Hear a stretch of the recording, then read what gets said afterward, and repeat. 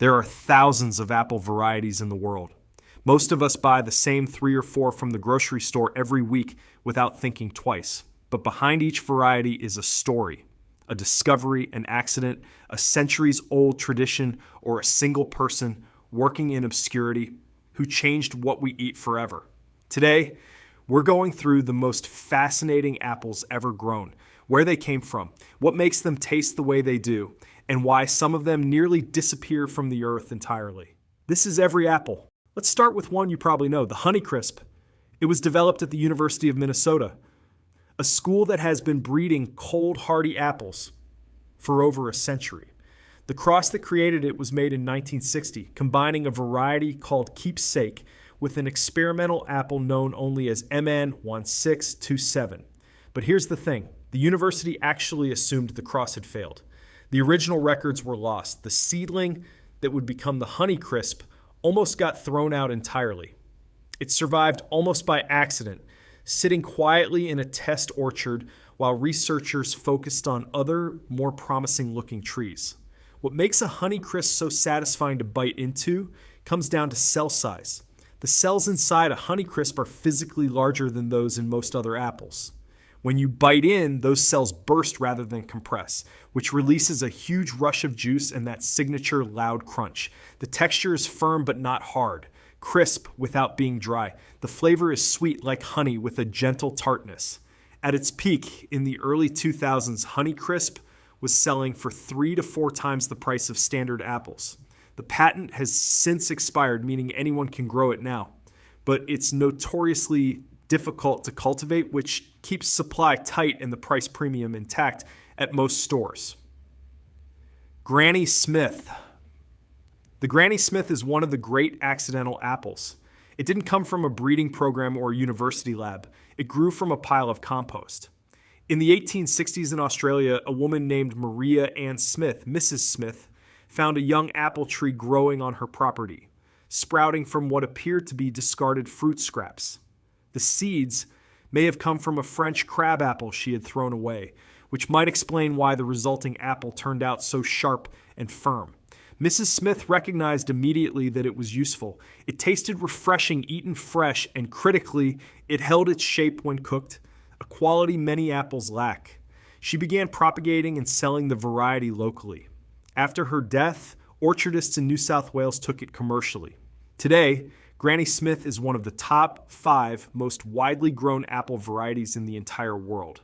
The flavor is intensely tangy, almost sharp, with a citrus-like acidity and very little sweetness, which is actually unusual for an apple.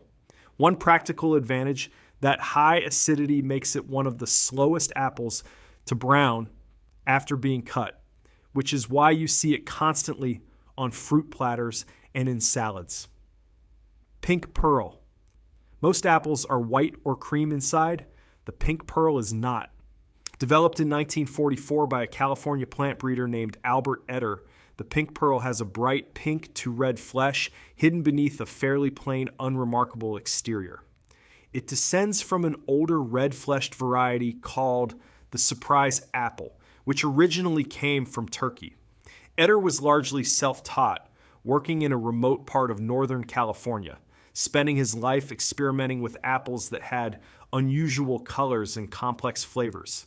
The pink flesh comes from anthocyanins, the same antioxidant pigments found in blueberries and raspberries. In most apples, these pigments stay in the skin. In the Pink Pearl, they develop all the way through the flesh. The flavor is tart and bright, with notes that people often compare to grapefruit or raspberry. The texture tends to be softer than modern commercial apples. It's not something you'll easily find at a supermarket, but it's one of those apples that genuinely surprises people the first time they cut one open. Black Oxford. The Black Oxford comes from Maine. First found around 1790 on a farm in Oxford County. For families across New England, this apple was a winter survival food. You'd harvest it in the fall, store it in a cool cellar, and still have edible fresh fruit months later, deep into the cold season. The skin is dramatically dark, ranging from deep purple to nearly black when fully ripe. The flesh inside is white to cream with a fine, dense grain, and the flavor is sweet, and mild with a subtle, wine-like quality. What made it essential to those early New England families was its storage life. While most modern apples might last a few weeks, a black Oxford stored properly can stay good for more than 6 months. That wasn't a novelty. For people living through long winters without refrigeration, that was everything. Fuji. The Fuji apple was created in Japan in the 1930s by researchers who crossed 2 American varieties, Ral's, Janet, and Red Delicious. It was officially released in 1962, named after the town of Fujisaki. Fuji quickly became one of the best-selling apples in the world, known above all for its sweetness. In Japan, premium Fuji apples are often individually wrapped in paper bags while still on the tree, protecting them from insects and UV light and producing a cleaner, more uniform skin. Some Fuji apples develop a condition called watercore. Parts of the flesh fill with a sugar called sorbitol, turning slightly translucent and becoming almost honey sweet. Commercially, it's considered a flaw because it shortens shelf life, but many people think it makes the apple taste extraordinary. For everyday storage, Fuji holds up exceptionally well. Kept in a standard refrigerator, it can stay crisp for months. Ananas Reinette, this small yellow apple, has been growing in European orchards for hundreds of years. It most likely originated in the Netherlands around the 1500s, and its name gives away its most remarkable quality. Ananas means pineapple. When you bite into an Ananas Reinette, the flavor is sharp and lively, with notes that genuinely resemble pineapple, lemon, and pear all at once. It's an acidity that stands out sharply against the mild sweetness that dominates most modern supermarket apples. Interestingly, if you store it for a few weeks, the sharpness softens, and the pineapple-like aroma actually intensifies. It works beautifully in cider and in desserts, where its complex sweet-acid balance adds real depth. It's a small apple, not built for commercial scale, but among people who seek out unusual flavors. It's a genuine treasure. Knobbed Russet. The knobbed Russet is frequently called the ugliest apple in existence. That's not an exaggeration. The skin is rough and uneven, covered in gray patches, strange bumps, and irregular lumps. It looks nothing like what you'd expect to see in a grocery store.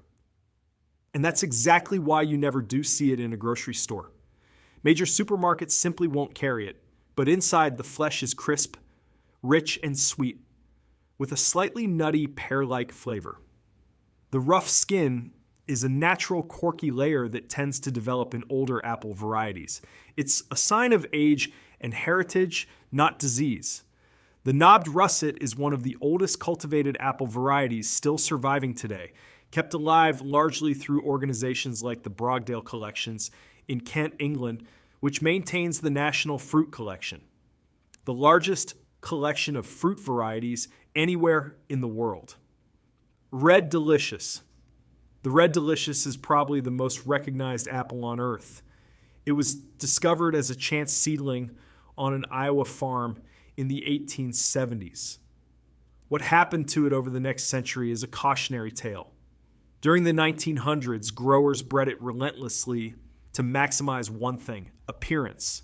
They deepened the red color, exaggerated the 5-pointed bottom, thickened the skin, and hardened the flesh so it could survive long-distance shipping and months of cold storage.